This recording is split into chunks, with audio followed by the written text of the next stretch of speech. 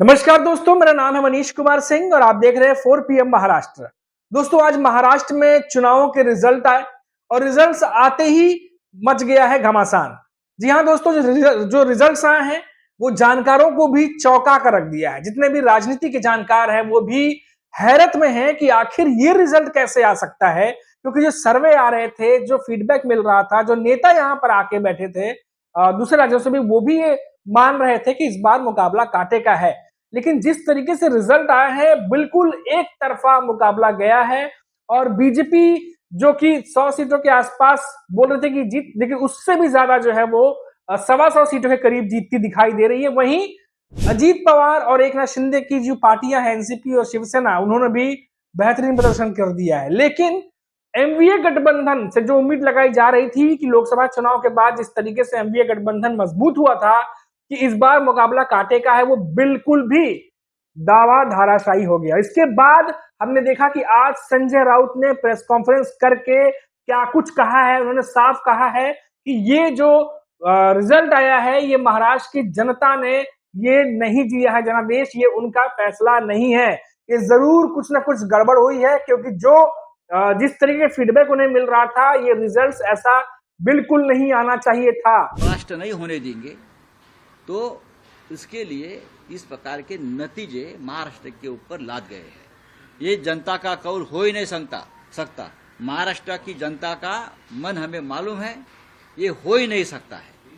राउत साहब, दिख रहा है कि लाडली बहन जो सरकार की अरे लाडली भाई, यहाँ लाडले भाई है, लाडले नाना जी है, लाडले दादाजी है, सब कुछ लाडले है ना यहाँ। हमको मालूम है क्या है ये। इतनी ये निर्णय जो आया है, ये नतीजा आया है, ये जनता का निर्णय नहीं है, मैं इतना ही कहूंगा। नहीं राउत साहब, लेकिन लोकसभा चुनाव के वक्त आपने जो जनता ने अब ये सवाल खड़ा हो रहा है कि क्या ईवीएम में गड़बड़ी की गई है। जी हां दोस्तों, अणुशक्ति नगर से खड़े हैं फवाद अहमद, जो कि स्वरा भास्कर, जो जानी मानी सेलिब्रिटी है, उनके हस्बैंड हैं। वो अणुशक्ति नगर से खड़े थे और स्वरा भास्कर और फवाद अहमद दोनों की तरफ से बड़ा आरोप लगाया गया है। स्वरा भास्कर ने सोशल मीडिया पर पोस्ट करके लिखा है कि आखिर जिस ईवीएम मशीन पर दिन भर वोटिंग हुई हो, उसकी बैटरी 99% चार्ज कैसे हो सकती है। आखिर ये सवाल उन्होंने इलेक्शन कमीशन से उठाया है, उनसे पूछा है। वहीं फवाद अहमद ने एक सोशल मीडिया पर वीडियो शेयर किया है, जिसमें वो शिकायत कर रहे हैं कि कैसे वो 17 राउंड तक सना मलिक, जो कि नवाब मलिक की बेटी है और अजीत पवार की एनसीपी से, वो वहां पे खड़ी थी फवाद अहमद के सामने। उनका दोनों का आमने सामने मुकाबला था कि कैसे 17वें राउंड तक फवाद अहमद आगे चल रहे थे। लेकिन जब वो ईवीएम खुलने शुरू हुए जो कि 99% चार्ज थे, उसमें सना मलिक उनसे लीड लेती चली गई, आगे बढ़ती चली गई और फवाद अहमद पीछे चलते चले गए। ये आखिर कैसे हुआ? ईवीएम 99% चार्ज कैसी थी और जो चार्ज थी उसमें सना मलिक आगे कैसे निकली? ये सारे सवाल जो है वो खड़े कर रहे हैं। आप वीडियो में देखिए। मेरा नाम फहाद अहमद है। मैं शरद चंद्र पवार साहब एनसीपी गठ से 172 अणुशक्ति नगर विधानसभा का उम्मीदवार था। जैसा कि आप इलेक्शन कमीशन की वेबसाइट पे देख रहे थे, मैं लगातार जो है आगे चल रहा था, हत्ता कि 17वें राउंड तक जो है मैं आगे चल रहा था और कुल राउंड जो थे वो 19 थे। और फिर एक मिस्ट्री चालू होती है कि जो ईवीएम सुबह वोटिंग के दिन सुबह 7 बजे से लेके शाम को 6 बजे तक चली थी, उनकी 99% बैटरी निकलती है। और वो 99% बैटरी जहाँ जहाँ निकलती है, उसमें मेरी जो सामने वाली उम्मीदवार हैं सना मलिक जी, जो सुबह से यहाँ नहीं आई थी, शायद उनको अंदाज़ा था। हम लोग यहाँ 5:30 बजे आ गए थे, लेकिन वो अब तक यहाँ नहीं आई थी, शायद उनको अंदाज़ा था। लेकिन जिस तरह की शायद महाराष्ट्र के अंदर जिस तरह की भी चीज़ें चल रही थी, उस घटना के बाद जो रुख महाराष्ट्र की राजनीति में हो रहा था, 99% की जो ईवीएम निकल रही थी, उसमें मेरे से उनको डबल वोट मिल रहा था। और बूथ पे वो मुझसे पीछे चल रही हैं। लेकिन जैसे ही कोई भी ईवीएम खुलती है जिसमें 99% बैटरी है, उस ईवीएम को कहीं ना कहीं किसी ना किसी तरीके से उसमें डबल ट्रिपल का मार्जिन सना मलिक जी लेके चल रही हैं।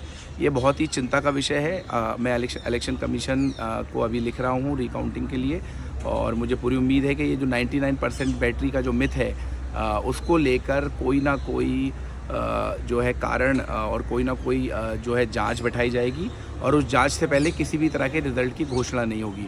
बहुत बहुत धन्यवाद। तो देखा आपने कि किस तरीके से फहद अहमद सवाल खड़े कर रहे हैं, स्वरा भास्कर सवाल खड़ी कर रही है, संजय राउत सवाल खड़े कर रहे हैं। अब इन सवालों पर इलेक्शन कमीशन क्या कुछ जवाब देगा, चुनाव आयोग की तरफ से क्या कहा जाएगा, ये तमाम बातें जो हैं अब देखने वाली होंगी। इसके अलावा अगर हम बात करें तो 2 और सीटें थी जिस पर सबकी नजरें थी। एक थी वर्ली, जहां पर आदित्य ठाकरे खड़े थे और उनके सामने जो है मिलिंद देवड़ा खड़े थे, वहां से आदित्य ठाकरे आज जीते हैं। दूसरी माहिम की सीट थी जहां पर राज ठाकरे के बेटे अमित ठाकरे खड़े थे। एकनाथ शिंदे के जो कैंडिडेट हैं सदा सरवरकर वो खड़े थे और महेश सावंत जो कि उद्धव ठाकरे की पार्टी के नेता वो खड़े थे।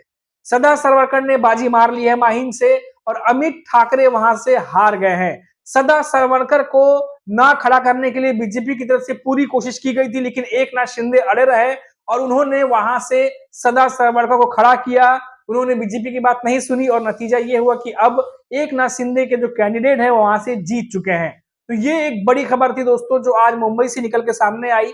लेकिन मैं फिर से बता दूं कि जो रिजल्ट्स हैं उन्होंने बड़े से बड़े जानकारों को हैरत में डाल दिया है कि आखिर इतने ज्यादा बहुमत के साथ जो एकनाथ शिंदे की पार्टी है या बीजेपी है, खासतौर पर बात करूं कि इतनी ज्यादा सीटें जीत करके, जो कि बिल्कुल उम्मीद नहीं थी, क्योंकि कांटे का मुकाबला माना जा रहा था और ये कहा जा रहा था कि नेक टू नेक फाइट देखने को मिलेगी।